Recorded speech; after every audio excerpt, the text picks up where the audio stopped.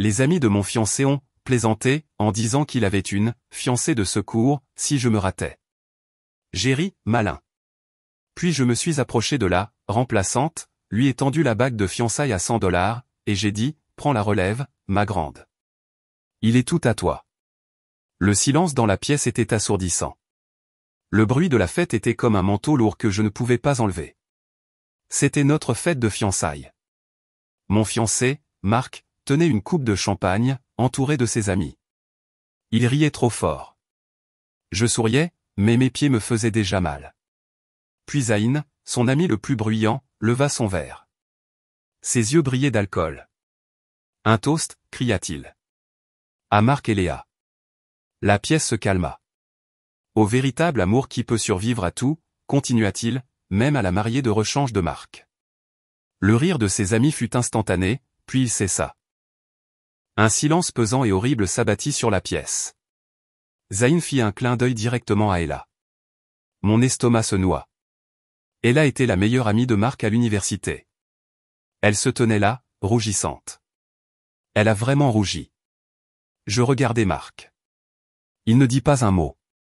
Il se contenta de regarder. Un sentiment froid et lucide m'envahit. Tout était vrai.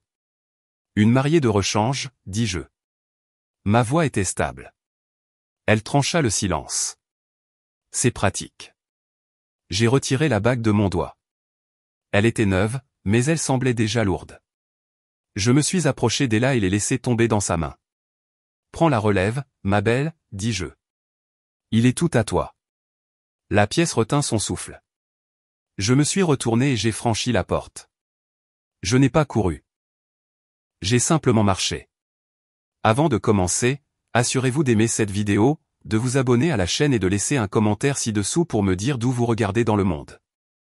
Au moment où j'ai fermé la porte de mon appartement, le clic lourd de la serrure me parut définitif. C'était le son le plus fort que j'ai jamais entendu. Puis les coups commencèrent. Léa, ouvre cette satanée porte. Léa. C'était Marc. Sa voix n'était pas inquiète. Elle n'était pas triste. Elle était en colère. Il était en colère que je l'ai embarrassé. Léa, allez. C'était juste une blague, dit la voix de Zayn, ivre et pâteuse. Tu es folle. Puis je l'ai entendu. Et là. Sa voix était aiguë et fausse. Léa, s'il te plaît, ne fais pas ça. Tu fais une scène. C'est moi qui fais une scène. Je n'ai pas répondu. Je me suis éloigné de la porte. Je suis allé directement dans ma chambre et je me suis assise sur le bord du lit. Mes mains tremblaient, mais mon esprit était très, très calme. C'était clair, la blague. Une mariée de rechange. Et la rougissant, n'ayant pas l'air honteuse, juste satisfaite. Et Marc ne disant rien. Il m'a juste regardé. Il m'a regardé être humilié, et il n'a pas dit un seul mot. Son silence était l'aveu. C'était le son le plus fort de tous. Les coups continuèrent, Léa, je jure devant Dieu, si tu n'ouvres pas cette porte. Je me suis levé. Je suis allé à mon placard. Sur l'étagère du haut, dans leur étui, se trouvait mon casque à réduction de bruit. Marc le détestait. Il disait que c'était antisocial. Il disait que je l'utilisais pour l'ignorer. Il avait raison. Je l'ai mis sur ma tête. Les coussinets doux couvraient mes oreilles. J'ai appuyé sur le petit bouton sur le côté. Silence. Le monde disparut. Les coups, les cris, les supplications feintes d'Ella. Tout avait disparu. Il n'y avait plus que le néant. Un néant propre, sûr et merveilleux. Ce silence était mon armure. J'ai senti mes épaules se détendre. Le tremblement de mes mains commença à ralentir. Je me suis assise par terre, le dos appuyé contre le lit. Je n'ai pas pleuré. Je me sentais vide, mais c'était un bon genre de vide. C'était un vide propre. C'était la sensation d'une pièce après avoir sorti toutes les ordures. Je dois m'être endormi là, par terre, avec le casque sur les oreilles. Quand je me suis réveillé, la lumière du soleil filtrait par la fenêtre. Mon cou était raide. L'appartement était silencieux. J'avais enlevé le casque dans mon sommeil. Le silence était réel maintenant. Personne ne frappait à ma porte. Je me suis levé et étiré. Mon corps était endolori. J'ai regardé mon téléphone, que j'avais laissé sur la table de nuit. C'était un mur de notifications, des appels manqués, des SMS. Mon cœur ne s'est pas emballé. Je me sentais juste fatigué. J'ai ouvert les messages. Marc, 2h15, Léa, ouvre la porte. Tu es hystérique. Hystérique. C'était son mot pour quand j'avais des sentiments qu'il n'aimait pas. Aïn, 2h17, c'était une blague. Tu n'as vraiment aucun sens de l'humour. Tu as gâché la fête. J'ai gâché la fête. Pas l'homme qui a annoncé que mon fiancé avait une remplaçante. Et là, 2h32, Léa, s'il te plaît. Ce n'est pas ce que tu penses. Je ne ferai jamais ça. Marc t'aime. Je suis juste son ami. Les amis ne rougissent pas quand on les appelle la mariée de rechange. Les amis ne laissent pas leur ami rester silencieux. Marc, 2h45, c'est insensé. Tu es folle. Tu agis comme une folle. Marc, 3h, tu m'as embarrassé devant tout le monde. Mes parents, mes amis. Tu nous as embarrassés. Tu m'as embarrassé? J'ai pensé, tu les as laissés faire. Tu es resté là. Marc, 3h15, bien, peu importe. Sois folle. Je reste chez Ella pour l'instant. Je suis resté à fixer ce dernier texto pendant un long moment. Je reste chez Ella. Bien sûr qu'il y restait. La mariée de rechange, le plan de rechange, la maison de rechange. C'était si simple, si clair. Toutes les petites choses des dernières années se sont mises en place. Les séances de travail tardives avec Ella. La façon dont il prenait toujours son parti dans le moindre petit débat. Oh, c'est juste Ella, disait-il. Tu es trop sensible, Léa. Il me traitait souvent de sensible. C'était un autre mot pour hystérique ou folle. C'était un mot qu'il utilisait pour minimiser mes sentiments. Mon pouce plana sur son nom. Je ne lui ai pas répondu. Je ne l'ai pas appelé. J'ai appuyé sur le bouton d'information. J'ai fait défiler vers le bas. Bloquer ce correspondant. J'ai appuyé. Une petite fenêtre m'a demandé de confirmer. J'ai appuyé sur bloquer le contact. Son nom disparut de ma liste de messages principaux. J'ai fait de même pour Zayn. Blocage. J'ai fait de même pour Ella. Blocage. J'ai bloqué ses parents. J'ai bloqué ses autres amis qui m'avaient envoyé des textos. Mon téléphone était silencieux. Le silence était maintenant complet. Il était à moi. À midi, j'étais au téléphone avec un serrurier. Oui, un changement de serrure d'urgence. Le détenteur actuel de la clé représente-t-il une menace, demanda la femme. Oui, dis-je. Je crois que oui. Le serrurier arriva en 20 minutes. C'était un homme plus âgé et gentil qui ne parlait pas beaucoup. Il s'est juste mis au travail. Le bruit de sa perceuse était fort. L'ancienne serrure, celle pour laquelle Marc avait une clé, tomba sur le paillasson. L'homme installa la nouvelle. Elle était brillante et argentée. Il me tendit 2 nouvelles clés. C'est tout, madame. Je l'ai payé. Je tenais les 2 clés dans ma paume. Elles semblaient lourdes. Elles semblaient plus réelles et plus précieuses que la bague en diamant que j'avais laissée dans la main d'Ella. Dans l'après-midi, j'ai commencé à faire des cartons. Je suis allé au placard de rangement et j'ai sorti les boîtes vides que je gardais. J'ai acheté un gros marqueur noir. J'ai commencé par le placard. Ces vêtements, ces chemises chères, celles que je repassais. Je ne les ai pas pliées. Je les attrapais par poignées, cintre compris, et les fourrais dans une boîte. Ses jeans, sa chemise porte-bonheur qu'il portait à notre premier rendez-vous. Ce n'était qu'un morceau de coton bleu. Ça ne signifiait rien. Je l'ai jeté dedans. J'ai étiqueté la boîte, vêtements. Je suis allé à la salle de bain. Sa brosse à dents électrique. Sa crème pour le visage à $80 dont il avait besoin. Son shampoing spécial. La tondeuse à barbe et tous ses minuscules accessoires en plastique. J'ai balayé tout ce qui se trouvait sur son étagère, sur le comptoir, dans la douche, dans une boîte. J'ai étiqueté « salle de bain ». J'ai emballé ses chaussures près de la porte, son sac de sport, sa poudre de protéines, ses jeux vidéo, ses manettes, son casque celui qu'il utilisait pour jouer, qui n'était apparemment pas antisocial. J'ai trouvé une petite boîte de photos sous le lit. C'était de notre voyage au lac, des photos de nous souriant, des photos de lui m'embrassant sur la joue. Il avait l'air si heureux. Il avait l'air de m'aimer. J'ai pensé à ce voyage. Je me suis souvenu qu'il avait passé 1 heure au téléphone avec Ella, à rire, pendant que j'étais assis seul sur le quai à me faire piquer par les moustiques. Il était sorti et avait dit « Ella est tellement drôle. Elle comprend mon humour. » J'ai mis les photos dans une boîte. J'ai mis les petits mots idiots qu'il laissait sur le miroir. Je t'aime. Écrit sur un post-it. Il semblait être des déchets. Il semblait être des accessoires de théâtre. J'ai étiqueté cette boîte « mensonge ». J'ai emballé son installation de télétravail, son support d'ordinateur portable, son écran supplémentaire, son clavier. Puis je suis arrivé à la chaise, la chère chaise de bureau ergonomique, celle qu'il devait absolument avoir. Il avait fait des recherches pendant des semaines. « Léa, mon dos me tue », avait-il dit. « J'ai besoin de celle-là. Elle coûte 700 $. Je me souviens avoir hoché la tête. « D'accord, commandons-la. » Il avait souri. « Tu peux la mettre sur ta carte ? Mes finances sont un peu serrées ce mois-ci.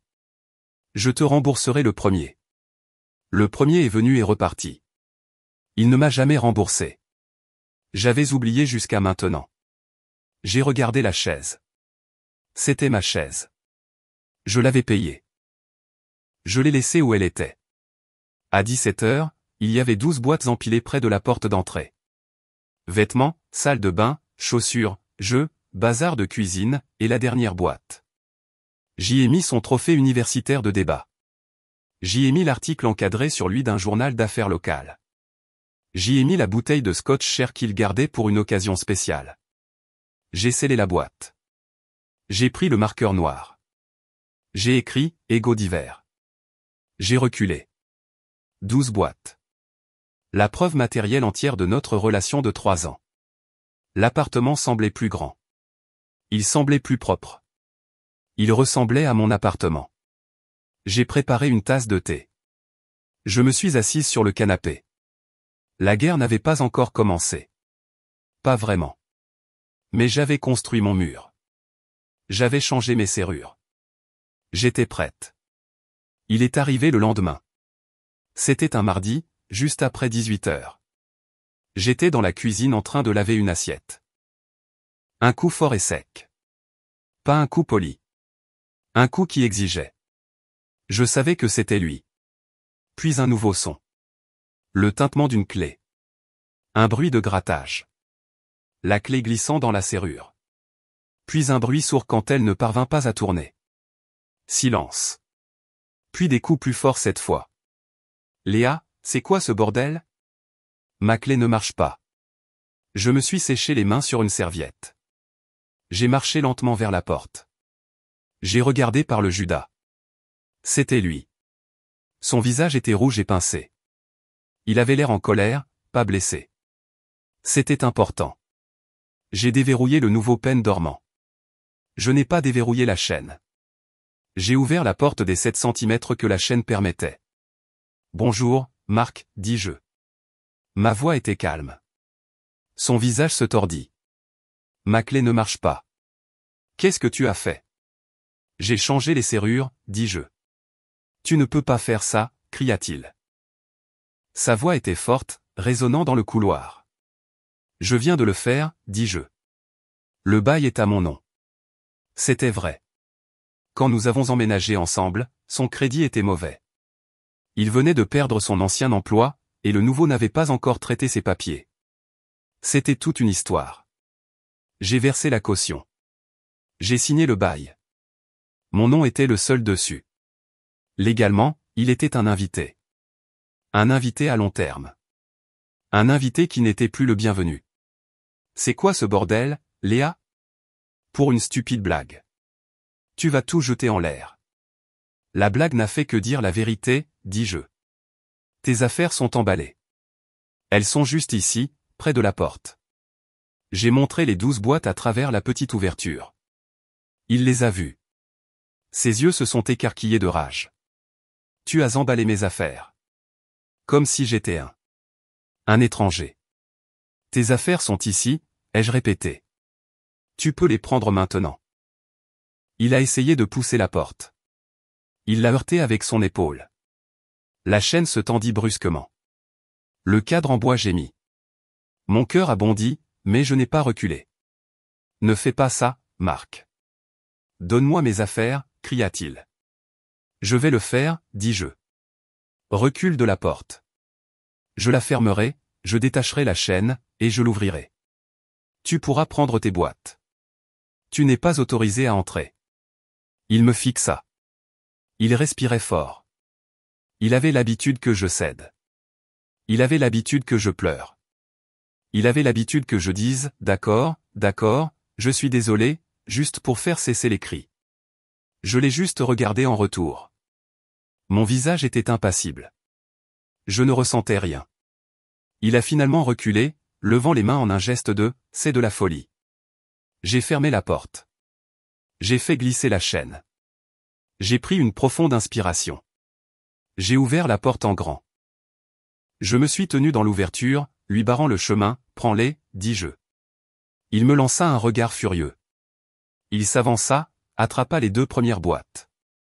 Vêtements. C'est insensé, marmonna-t-il. Il les transporta dans le couloir jusqu'à l'ascenseur. Il revint. Il en attrapa 2 autres. Tu fais vraiment ça? Oui, dis-je. Il revint. Il vit la boîte étiquetée mensonge. C'est quoi ça? C'est quoi ce bordel, mensonge? Mon étiquette, dis-je. Continue d'avancer. Il l'a pris. Il haletait et soufflait. Il n'était pas habitué à ce genre de travail.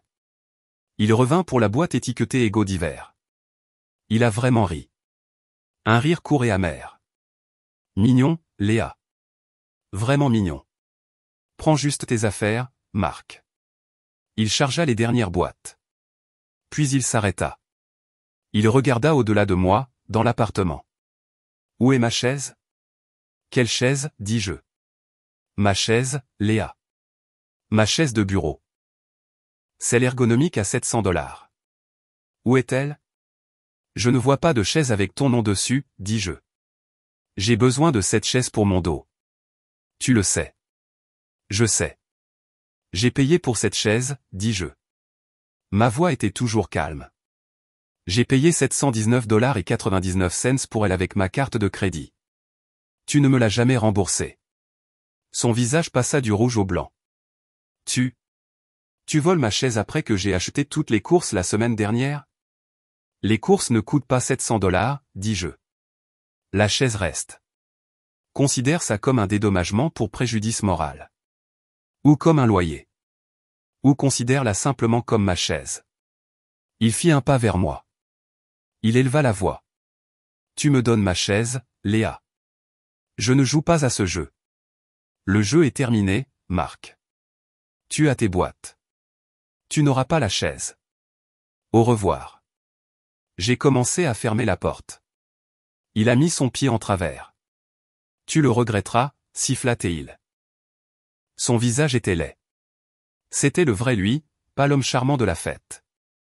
C'était l'homme qui avait une mariée de rechange. Peut-être, dis-je. J'ai poussé la porte fort. Il a poussé un cri quand elle a heurté son pied. Il l'a retiré. J'ai claqué la porte.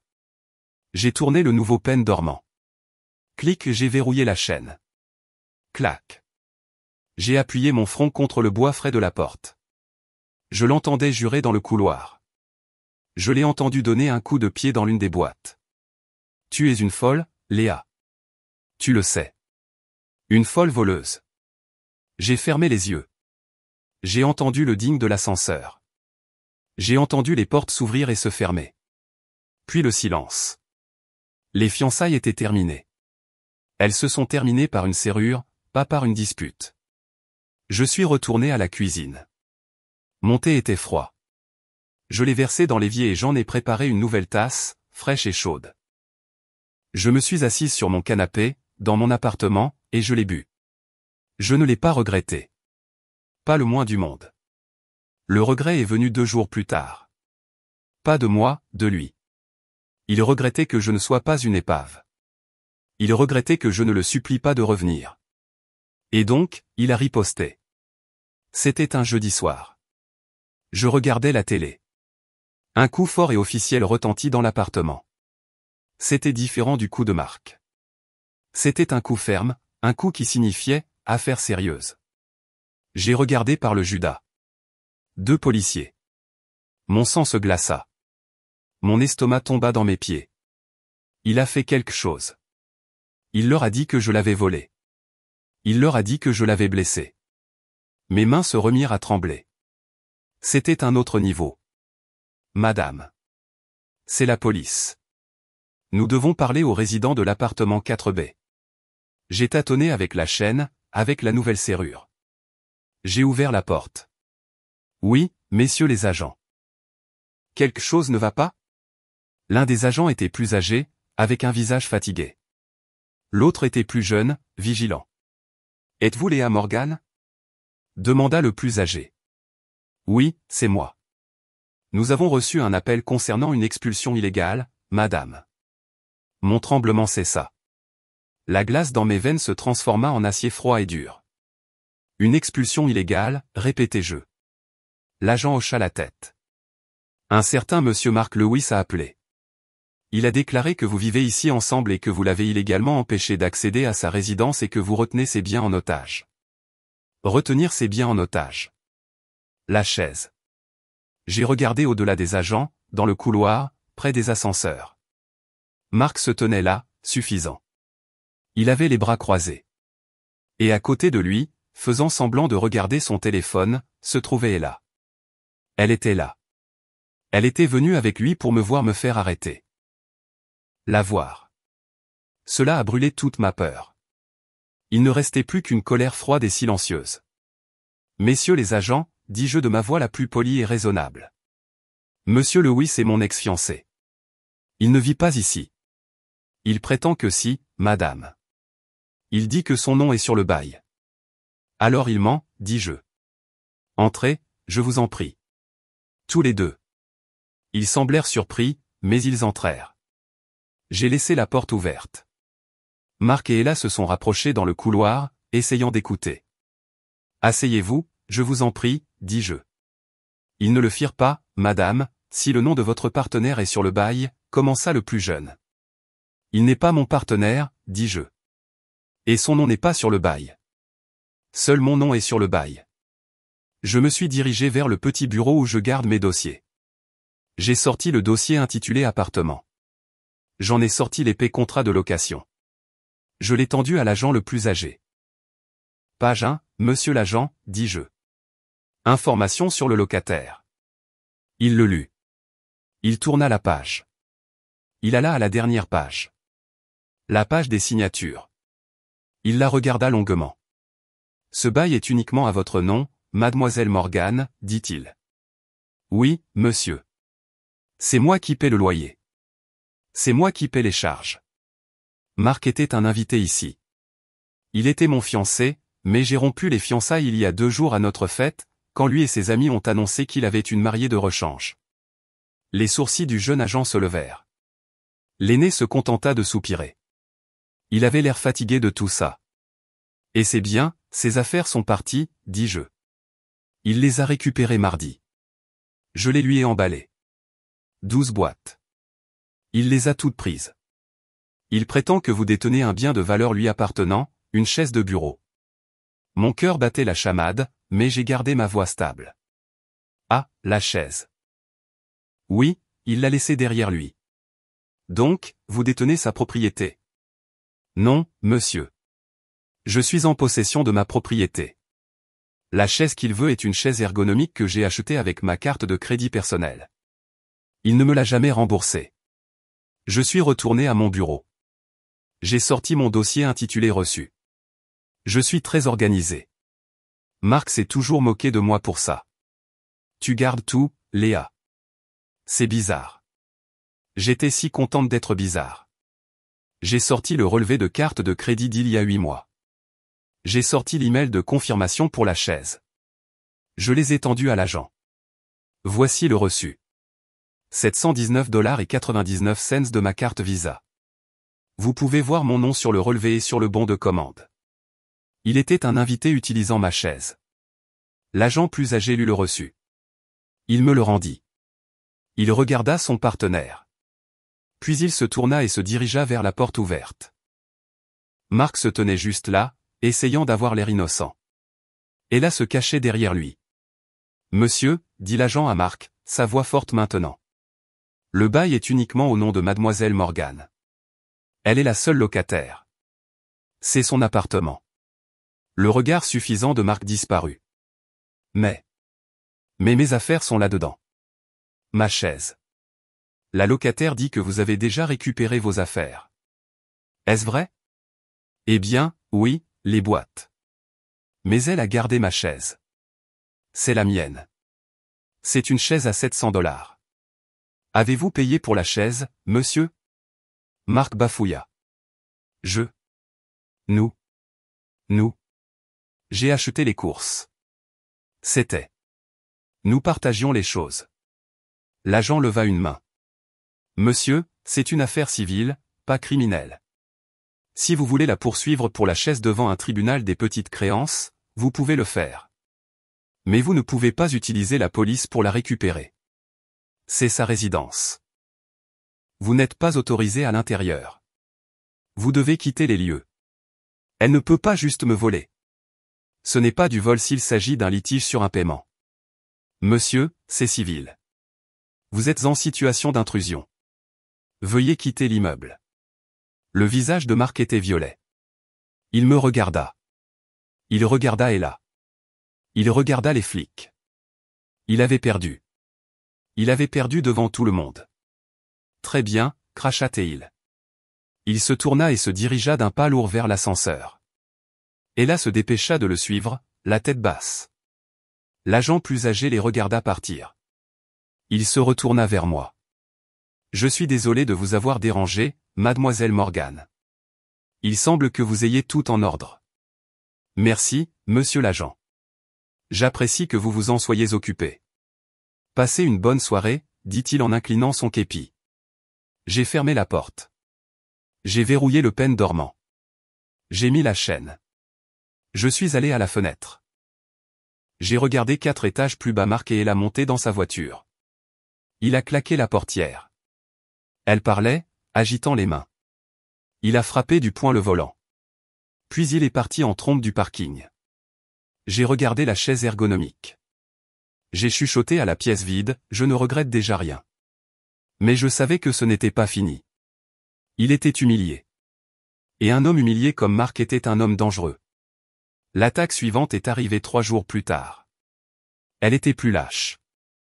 Elle était aussi beaucoup plus dangereuse. Mon téléphone a sonné. C'était un numéro inconnu, mais l'indicatif régional était celui du siège social de mon propriétaire.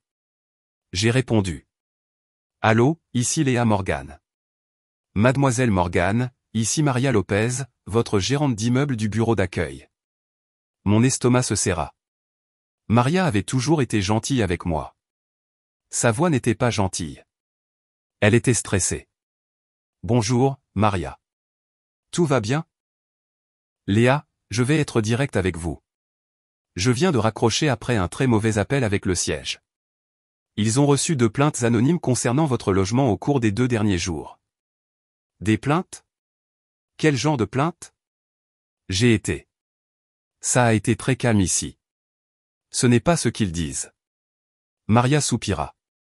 La première plainte, d'il y a 2 nuits, concernait des cris et des coups forts et agressifs. Il était dit que ça ressemblait à une violente dispute conjugale. Je me suis figé. Maria, c'était mon ex-fiancé. Il était enfermé dehors et frappait à ma porte. La police était là. Ils l'ont fait partir. J'ai un numéro de rapport. La police était là. Elle semblait encore plus stressée. Léa, ce n'est pas bon. Nous avons une politique de tolérance zéro pour les troubles domestiques. Les autres résidents. Il a été expulsé, Maria. Il ne vit pas ici. Il est parti. Je l'espère, dit-elle, et elle ne semblait pas convaincue, parce que la deuxième plainte est pire. Elle est arrivée ce matin, un email anonyme au siège social. Il disait qu'il y a une forte odeur chimique persistante provenant de votre appartement, comme de la meth ou une autre drogue en cours de fabrication. Mes genoux ont fléchi. Je me suis assise sur le canapé. Quoi? Maria, c'est un mensonge insensé. Je suis conceptrice marketing. Mon Dieu. Ils ont dit que ça sentait l'ammoniac et le plastique brûlé. Léa, le siège panique. Ils parlent de violation de la santé et de la sécurité. Ils parlent d'une inspection sous 24 heures. Ils parlent d'expulsion. Le voilà, le mot expulsion. Ils n'avaient pas pu me faire sortir avec une clé. Ils n'avaient pas pu me faire sortir avec la police. Alors maintenant, il essayait de me faire expulser. Il essayait de me rendre sans abri. Il essayait de ruiner ma vie. Maria, dis-je, et ma voix tremblait. Je détestais ça. Je vous promets que c'est lui. C'est Marc, mon ex. Il fait ça pour se venger parce que j'ai rompu avec lui. Léa, soupira-t-elle. Sa voix s'adoucit. Je vous crois. Je suis ici depuis 4 ans. Vous êtes ici depuis 5 ans. Vous n'avez jamais été en retard sur le loyer. Vous n'avez jamais eu une seule plainte. Vous êtes la locataire parfaite. Je sais que c'est lui. J'ai senti une vague de soulagement. Merci. Alors, que faisons-nous? Voici le problème. Je le sais et vous le savez, mais le siège ne le sait pas. Il voit juste 2 plaintes très graves en 48 heures, plus un appel à la police. Sur le papier, ça a l'air terrible. Ils sont légalement obligés d'enquêter. Alors, ils viennent inspecter? Oui, demain. Et je dois être là. Mais Léa, vous devez faire cesser ça. Comment puis-je faire, me sentis-je impuissante. Il ne fait qu'appeler et mentir. Vous devez le faire cesser, répéta-t-elle. Sa voix était ferme mais effrayée. Parce que si une autre plainte arrive, j'aurai les mains liées. Ils me forceront à entamer une procédure d'expulsion. Je ne veux pas faire ça, mais je perdrai mon emploi si je ne le fais pas. Vous me comprenez? Oui, murmurai-je. Je comprends. Prenez un avocat. Obtenez une ordonnance restrictive. Faites quelque chose. Mais faites-le arrêter, s'il vous plaît. Je le ferai, Maria. Je vais régler ça. Je vous le promets. Nous avons raccroché. Je suis restée assise dans le silence de mon appartement. Il ne me semblait plus sûr. Il ressemblait à un piège. Il m'avait attaqué directement et j'avais gagné. Il avait utilisé la police et j'avais gagné. Alors maintenant, il se cachait dans l'ombre. Appels anonymes. Emails anonymes. Il essayait d'empoisonner le puits. Il essayait de rendre ma maison, mon sanctuaire, invivable. Mon cœur battait avec une nouvelle sorte de peur. Ce n'était pas juste un chagrin d'amour. Ce n'était pas une rupture. C'était du harcèlement. C'était une attaque. La tristesse que j'avais ressentie, elle était partie. Le vide, il était parti. Il a été remplacé par une rage froide, dure et clarifiante. Il m'avait traité de folle. Il m'avait traité d'hystérique. Il n'avait aucune idée de ce dont j'étais capable. Je n'étais plus une femme au cœur brisé. J'étais une cible. Et cette fois, je n'allais pas être gentille. Je n'allais pas jouer la défense. J'allais me battre. J'ai pris mon ordinateur portable. Je n'ai pas cherché de thérapeute. Je n'ai pas cherché comment surmonter une rupture. J'ai cherché le meilleur avocat spécialisé en harcèlement de la ville. Je suis resté assise sur mon canapé pendant un long moment. La menace de Maria, même si elle était gentille, résonnait dans la pièce. Expulsion. Il essayait de me rendre sans abri. Il essayait de ruiner mon crédit, ma réputation et ma maison. Tout ça parce que j'avais refusé d'être sa remplaçante. Tout ça parce que je ne l'avais pas laissé m'humilier. La peur était froide, mais la colère était plus chaude. J'en avais fini d'être une victime. J'en avais fini de réagir. Il était temps d'agir. J'ai ouvert mon ordinateur portable. Mes mains tremblaient, mais pas de peur. C'était l'adrénaline. Je n'ai pas cherché comment surmonter une rupture. Je n'ai pas cherché comment guérir. J'ai tapé, meilleur avocat harcèlement, ma ville. J'ai passé 1 heure à lire. J'ai ignoré les grands cabinets tapas accent grave-l'œil avec des photos d'hommes à l'air fâchés. Je cherchais autre chose. J'ai trouvé un petit cabinet local. Le site web était simple. Il disait juste, Tran et Associés, contentieux civil stratégique. J'ai trouvé un nom, David Tran. Sa biographie était courte. Spécialisé dans les litiges à haute conflictualité, la diffamation et le droit des locataires et propriétaires. Haute conflictualité. C'était ma vie maintenant. J'ai appelé le numéro. Je m'attendais à un répondeur. Une femme a répondu à la 2e sonnerie. Tran et Associés, comment puis-je vous aider? Sa voix était calme et professionnelle. Bonjour, dis-je, et ma propre voix semblait faible. Je me suis raclé la gorge. Bonjour, j'ai besoin de parler à un avocat au sujet d'une affaire de harcèlement et de diffamation. Mon ex-fiancé dépose de fausses plaintes contre moi auprès de mon propriétaire. Il essaie de me faire expulser. Je vois, dit la femme. Elle ne semblait pas choquée. Monsieur Tran s'occupe de ces cas. Il a une consultation vidéo disponible à 15 h aujourd'hui, dans 1 heure. Pouvez-vous être disponible? Oui, dis-je, surprise. Oui, je peux. Je vous enverrai le lien par email. Veuillez être prête à résumer clairement votre situation. Monsieur Tran est très direct. À 14h58, j'ai cliqué sur le lien. Le visage d'un homme est apparu. Il n'était pas ce à quoi je m'attendais. Il avait la quarantaine, portait une simple chemise bleue. Son bureau était organisé avec des livres et une petite plante. Il n'était pas effrayant. Il était calme. Mademoiselle Morgan, dit-il. Sa voix était posée. Je suis David Tran. La parajuriste a dit que vous aviez un problème de harcèlement. Veuillez commencer par le début. Donnez-moi les faits. Alors, je les faits. Je lui ai tout raconté. Je n'ai pas pleuré. Je n'ai pas crié. J'ai parlé comme si je faisais un rapport. Ça a commencé à notre fête de fiançailles. Son ami, Zayn Harper, a porté un toast à la mariée de rechange de Mark. Il a désigné la meilleure amie de Mark, Ella Reeves. David Tran hocha la tête, tapant. Qui était à cette fête? Amis, famille? Les parents de Mark. Et la réaction de Monsieur Lewis? Il n'a rien dit. Il a laissé faire. Alors je suis parti. Vous avez mis fin aux fiançailles? Oui. J'ai laissé tomber la bague dans la main d'Ella et je suis sorti. Ses sourcils se levèrent juste un peu. Je vois. Continuez. Je lui ai parlé du lendemain, des messages. Du texto, je reste chez Ella. Je lui ai dit que je les avais tous sauvegardés. Bien, dit-il. Je lui ai parlé du changement des serrures. Je lui ai dit que j'étais la seule locataire sur le bail. Très bien, dit-il. Je lui ai parlé de l'arrivée de Mark. Je lui ai parlé de la visite de la police. Ils sont venus à ma porte, dis-je. Il leur a dit que je l'avais expulsé illégalement et que je retenais ses biens en otage. Je leur ai montré mon bail et mon reçu pour la chaise.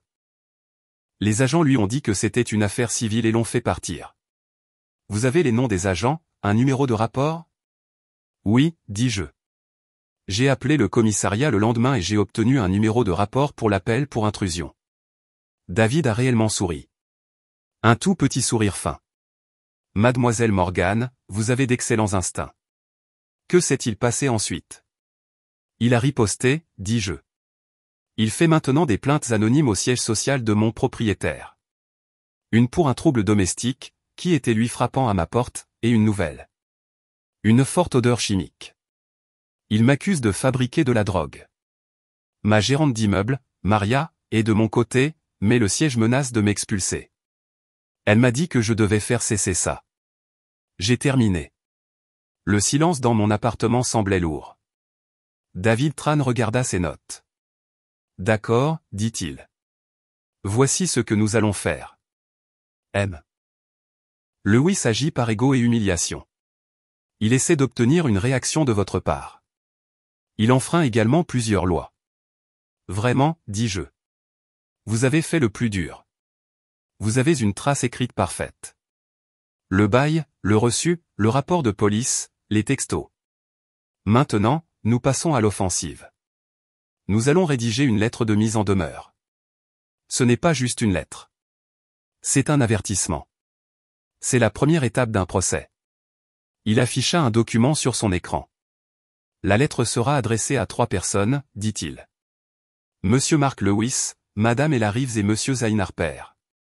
Zane et Ella, demandai-je. Monsieur Harper a commencé l'humiliation publique. Madame Reeves était une participante, et elle était avec Monsieur Lewis lors de la visite de la police. Elle est complice du harcèlement. Nous devons isoler Monsieur Lewis de son système de soutien. Nous devons leur faire comprendre qu'aider Mark a un prix légal. Ils l'abandonneront. Ils le font toujours. Il commença à taper et je le regardais rédiger la lettre. C'était la chose la plus belle et la plus terrifiante que j'ai jamais lue. Elle n'était pas émotionnelle. Elle était froide. Elle listait des dates. Elle listait des heures. Elle détaillait la diffamation publique à la fête de fiançailles. Elle détaillait l'utilisation abusive des services de police le jour de la visite de la police. Elle détaillait les rapports calomnieux et malveillants à mon propriétaire dans l'intention de provoquer une expulsion illégale et un préjudice matériel. Elle utilisait des mots que je n'avais entendus qu'à la télévision. Harcèlement obsessionnel, diffamation, infliction intentionnelle de détresse émotionnelle, calomnie. Elle se terminait par un avertissement clair.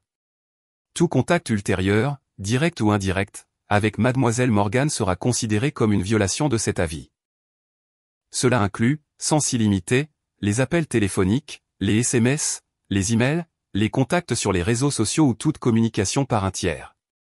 Cela inclut également tout autre rapport anonyme ou faux à son propriétaire ou aux forces de l'ordre. Nous sommes entièrement préparés à demander au tribunal une ordonnance restrictive et à intenter une action civile en dommages et intérêts et frais de justice. Agissez en conséquence. Agissez en conséquence, murmurai-je. C'est fort, dit David. C'est fait pour. Maintenant, c'est vous qui allez l'envoyer, pas moi. Moi. Oui. Cela montre que c'est vous qui agissez. Vous l'enverrez depuis votre adresse email. Vous joindrez cette lettre en PDF. Vous l'enverrez aux 3. Et, dit-il, vous mettrez en copie 2 autres personnes. Qui? Votre gérante d'immeuble, Maria Lopez, et le chef du service juridique de votre société de gestion immobilière.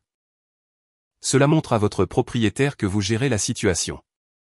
Cela leur montre que vous êtes la locataire responsable et qu'il est le problème. Cela met fin immédiatement à la menace d'expulsion. Il m'a envoyé la lettre par email. Il m'a envoyé par email le texte simple et factuel qu'il voulait que j'écrive dans le corps de l'email. Laissez parler les papiers, Léa, dit-il. L'émotion est une faiblesse dans ce combat. Les faits sont votre arme. Appelez-moi quand ils répondront. Ils le feront, ou ils craqueront. L'un des deux. L'appel s'est terminé. J'étais assise seule. Mes mains étaient stables maintenant. J'ai ouvert ma messagerie. J'ai créé un nouveau message.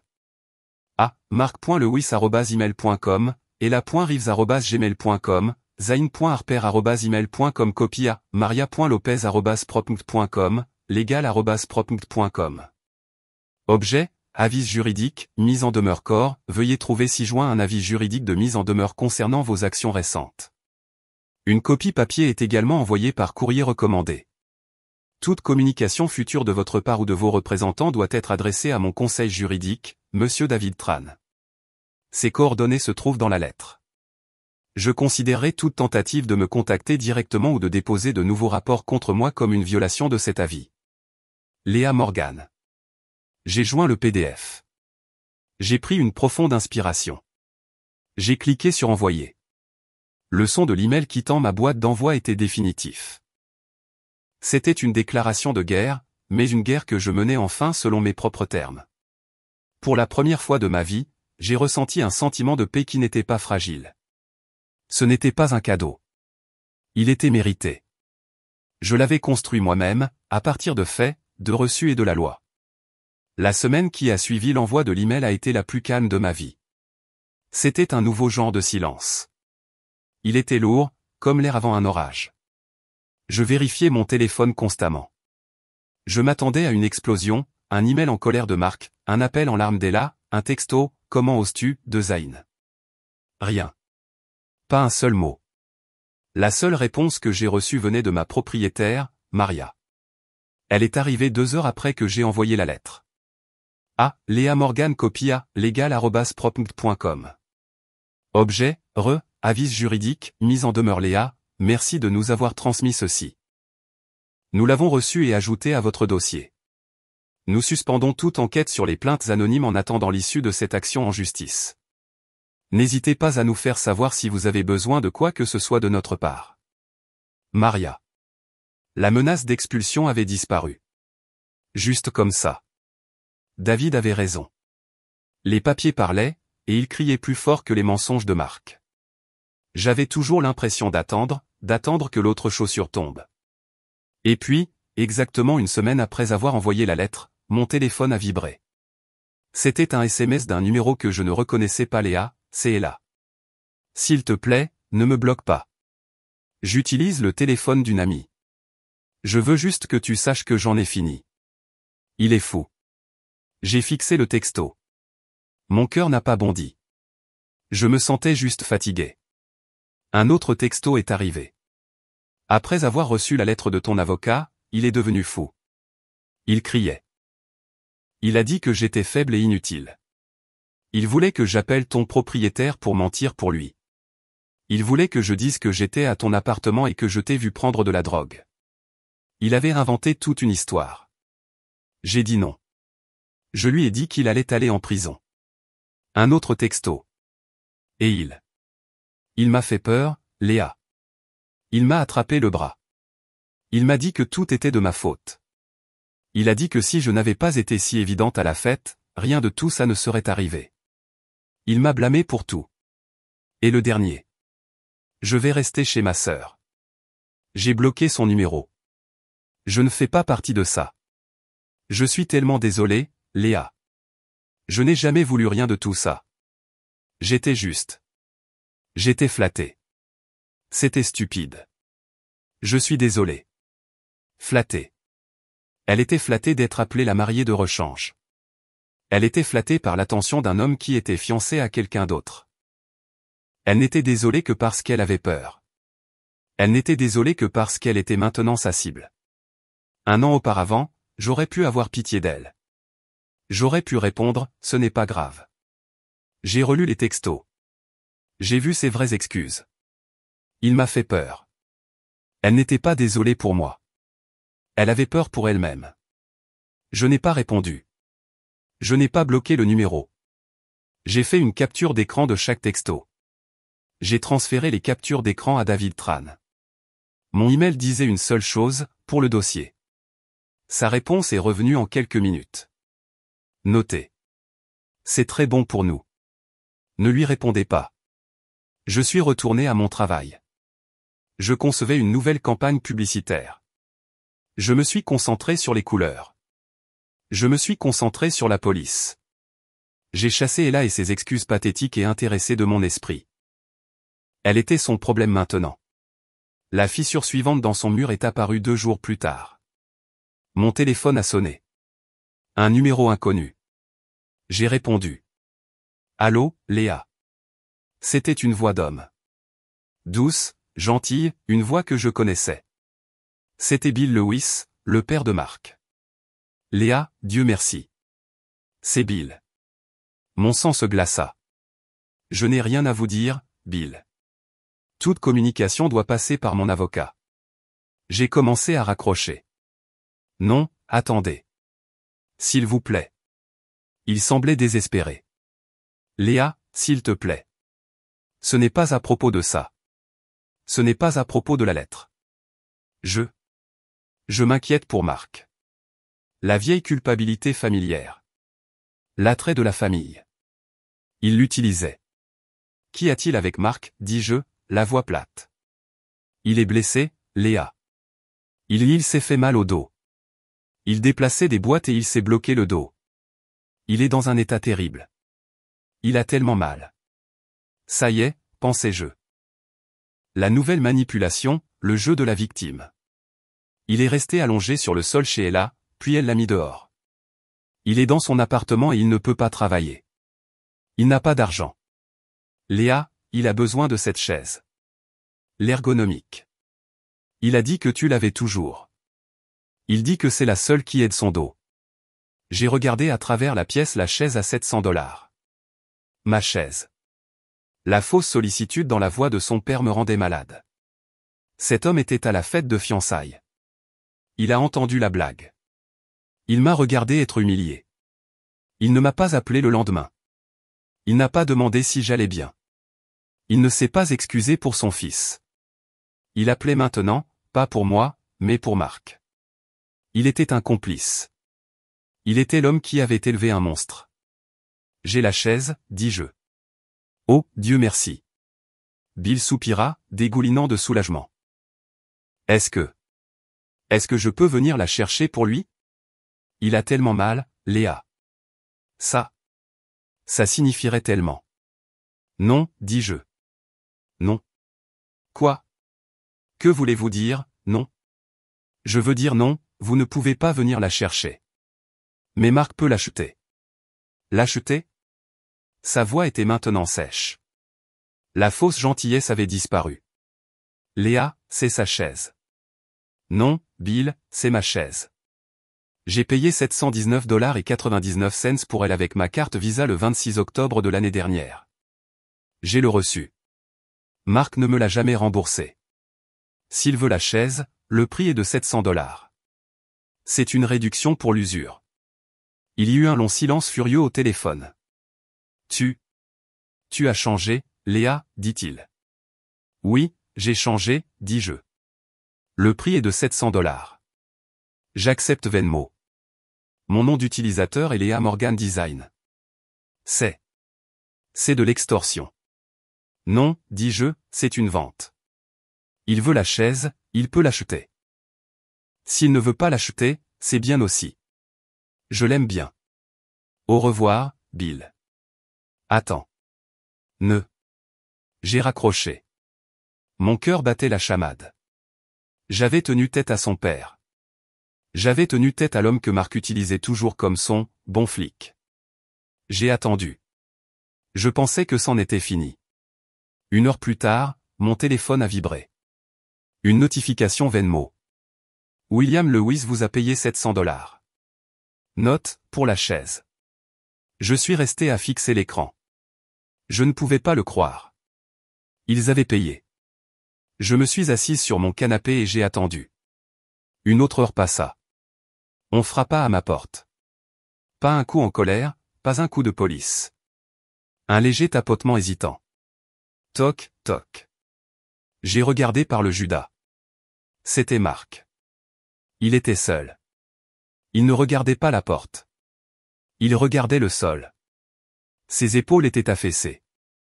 Il avait l'air petit. J'ai enlevé la chaîne. J'ai déverrouillé le pen dormant. J'ai ouvert la porte. Il se tenait là, juste là. Il ne me regardait pas. Il ne croisait pas mon regard. Je n'ai pas dit un mot. Je me suis juste écarté.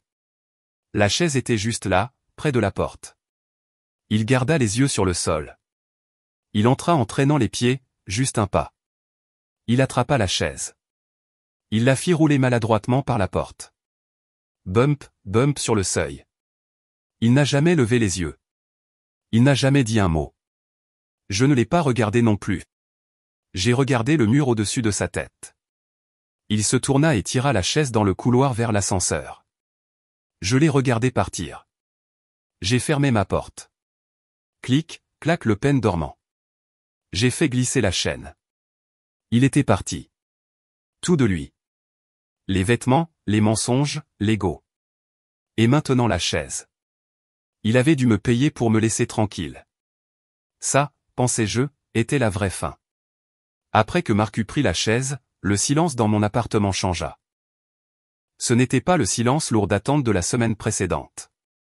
Ce n'était pas le silence armé et défensif de la nuit où j'avais porté mon casque. C'était un nouveau silence. C'était vide. Et au début, c'était difficile. Pendant 3 ans, Marc avait rempli cet espace. Il était bruyant.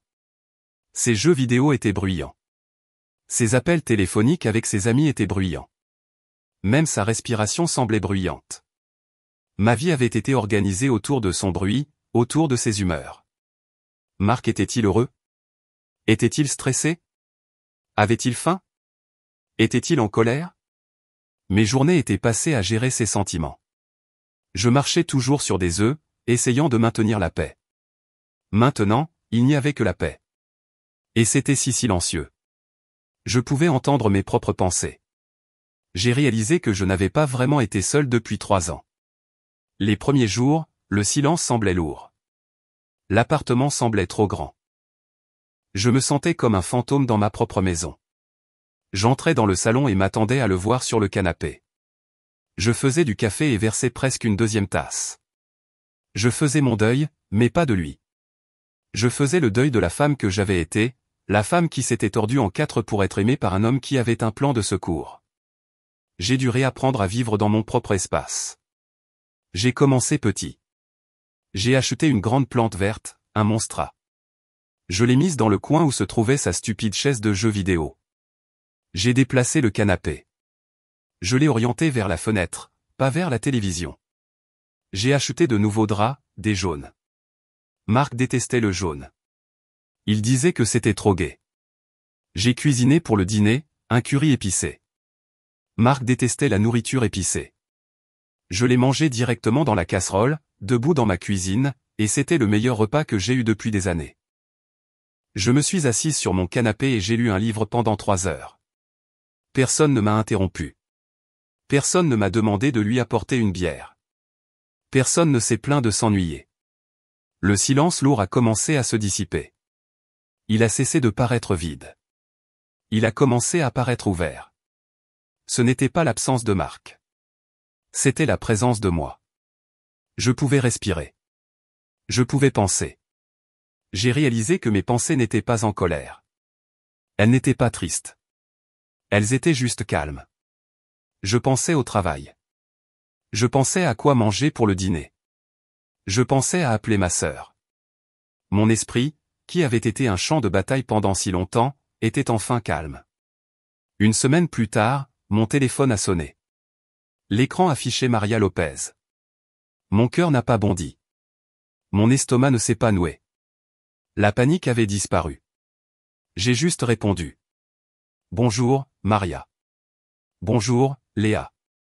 Sa voix était légère. Elle était heureuse. Je voulais juste vous appeler avec la mise à jour officielle et finale. D'accord, dis-je. Le siège a officiellement clos le dossier sur votre logement. Toutes les plaintes ont été marquées comme non fondées et malveillantes. Je leur ai transmis les SMS d'Ella, c'est bien ça? Et le fait que Monsieur Lewis vous a payé pour la chaise qu'il prétendait que vous aviez volée. Il voit maintenant l'ensemble du tableau. Vous êtes complètement et à 100% hors de cause. Ils ne vous dérangeront plus. Je me suis laissé tomber sur le canapé. Merci, Maria, murmurai-je. Merci beaucoup. Et Léa, dit-elle, sa voix plus douce. Je suis désolé que vous ayez dû traverser ça. Vous êtes une bonne locataire. Vous faites partie des bons. Je suis vraiment contente que vous restiez. Moi aussi, dis-je. Nous avons raccroché. Je me suis tenu au milieu de mon salon. Le soleil filtrait par la fenêtre, frappant les feuilles de ma nouvelle plante. J'ai pris une profonde inspiration. C'était comme la première inspiration que je prenais depuis la fête de fiançailles. Pendant des semaines, j'avais retenu mon souffle, attendant le prochain coup à la porte, attendant le prochain appel téléphonique, attendant la prochaine attaque. Mais c'était fini. C'était vraiment fini. Plus de défense. Je n'avais plus à garder mes reçus comme des armes. Je n'avais plus à documenter ma vie. Plus de panique. Je n'avais plus à avoir peur de mon propriétaire. Je n'avais plus à avoir peur d'un coup à la porte. J'avais gagné. J'avais protégé ma maison. J'avais protégé mon nom. Je m'étais protégé moi-même. Tout ce qui restait, c'était le calme. Le silence n'était pas lourd. Il n'était pas vide. Il était juste calme. C'était le son de ma vie. C'était le son de la paix. Le calme s'est étiré sur des semaines. Ma vie a trouvé un nouveau rythme. Le travail, la salle de sport, les courses pour une personne, appeler ma sœur, regarder de mauvaises émissions de télé. C'était simple. C'était ennuyeux. C'était la période la plus merveilleuse de ma vie. Le drame, le combat, la peur. Tout a commencé à ressembler à un film que j'avais regardé, pas à une vie que j'avais vécue. Marc, Ella, Zayn, ils étaient des fantômes. Puis, un mardi, un fantôme m'a envoyé un texto. Mon téléphone a vibré. C'était un numéro que je n'avais pas enregistré, mais je savais qui c'était. Zayn Harper. Je n'avais jamais pris la peine de le bloquer. J'avais juste oublié qu'il existait. Le texto disait « Salut Léa, c'est Zayn Harper. Je sais que tu me détestes probablement, et je comprends. Je voulais juste te dire que je suis désolé. » Je l'ai lu. Je n'ai rien ressenti. Juste une froide curiosité. Un autre texto est arrivé. Ce que j'ai dit à la fête, le toast. C'était une chose merdique à faire. J'étais ivre, mais ce n'est pas une excuse. Je ne savais pas à quel point les choses allaient mal. J'ai vu la lettre de ton avocat. Je n'avais aucune idée que Marc faisait tout ça. Il n'est pas celui que je pensais. Il est fou. Il est fou. Les mêmes mots qu'Ella a utilisés. C'était la nouvelle excuse. L'ancienne moi, la gentille Léa, aurait répondu. Elle aurait dit, ce n'est pas grave. Je te pardonne. Merci de t'être excusé. Elle aurait voulu qu'il se sente mieux. J'ai regardé le texto. Ses excuses ne m'aidaient pas. Elle n'effaçait pas l'humiliation. Elle ne payait pas la facture de mon avocat. Ses excuses étaient pour lui. C'était pour qu'il puisse dormir la nuit, pour qu'il puisse se dire qu'il faisait partie des gentils. Je n'ai pas répondu. Je ne l'ai pas bloqué. J'ai juste posé mon téléphone. J'ai laissé ces excuses-là, dans le vide numérique, non lues et non acceptées. Sa culpabilité était son problème à porter. Ça n'avait rien à voir avec moi. La nouvelle finale est arrivée une semaine plus tard. J'ai reçu un texto d'une vieille amie de l'université, Sarah. Quelqu'un qui avait fait partie de notre cercle mais qui avait déménagé dans un autre état. Oh mon Dieu, Léa, ça va? Je viens d'apprendre ce qui s'est passé. J'ai croisé Ella dans un bar hier soir. Je suis tellement désolé. Je n'avais aucune idée que tout ça se passait. Mes doigts ont plané sur le téléphone. J'étais curieuse. C'était des commérages, purs et simples. Je vais bien, Sarah, ai-je tapé. C'est du passé. C'était un désordre, mais je vais bien. J'espère que tu vas bien. Sa réponse fut instantanée. Elle avait l'air horrible, comme une épave totale. Elle était ivre et pleurait au bar. Apparemment, elle et Marc ont eu une rupture nucléaire massive. Je me suis redressé. Il l'a blâmé pour tout, continua le texto de Sarah. Il a dit à tout le monde que c'était elle qui l'avait séduit, qu'elle avait ruiné sa vie. Il a dit à Zayn et à tout le monde que c'était elle qui l'avait poussé à te harceler. Il a dit qu'Ella était celle qui avait passé les appels anonymes à ton propriétaire. Il lui a complètement tout mis sur le dos. Il a dit qu'elle était une stalker folle et obsédée et qu'il était la victime. J'ai lu le texto et j'ai ri. Ce n'était pas un petit rire doux. C'était un vrai, grand éclat de rire. J'étais assise là, sur mon canapé, seule dans mon appartement silencieux, et j'ai ri jusqu'à ce que des larmes coulent sur mes joues. Bien sûr qu'il l'avait fait. Bien sûr qu'il m'avait blâmé d'être folle à la fête. Il avait blâmé la police de ne pas faire leur travail. Il avait blâmé son père de devoir me payer. Et maintenant, il blâmait Ella pour tout. C'était un trou noir pour la responsabilité. Rien n'était jamais de sa faute. C'était toujours le problème de quelqu'un d'autre. Il passerait le reste de sa vie en victime professionnelle. Il trouverait une nouvelle Ella, une nouvelle mariée de rechange, et il la ruinerait aussi. La responsabilité était toujours le problème de quelqu'un d'autre. Mais pas le mien. Plus maintenant. J'ai essuyé mes yeux. Je me sentais légère. Je me sentais libre. J'ai répondu à Sarah. Waouh, ça lui ressemble bien. Bref, comment va ce nouveau boulot à l'agence de design? Raconte-moi tout. J'ai changé de sujet. Je l'ai laissé là, dans le passé, enterré dans les décombres qu'il avait créés pour lui-même. Il était le problème de quelqu'un d'autre maintenant. Cette nuit-là, un orage est arrivé. Avant, je détestais les orages. Le craquement fort et soudain du tonnerre me faisait sursauter. Marc les détestait aussi, ce qui signifiait que je devais les détester, mais maintenant je les adorais. Je me suis assise près de ma fenêtre, celle qui donnait sur la ville. J'avais un verre de vin rouge. La pluie glissait de côté sur la vitre. Je nettoyais mon bureau.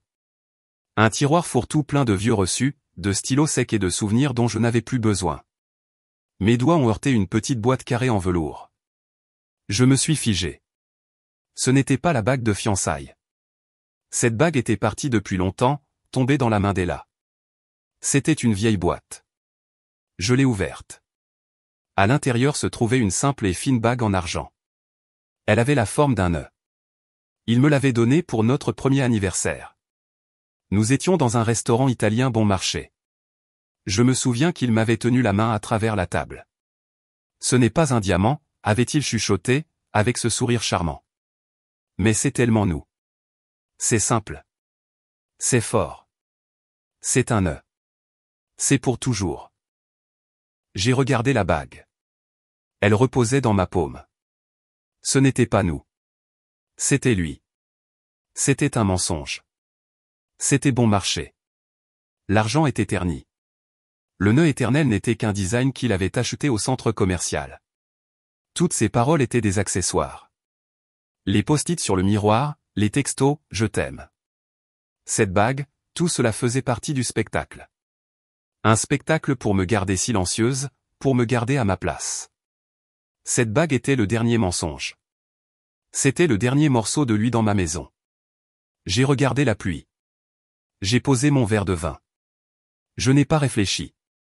J'ai juste agi. J'ai attrapé mes clés. J'ai enfilé mes baskets et mon imperméable. Je n'ai pas pris la peine de prendre un parapluie.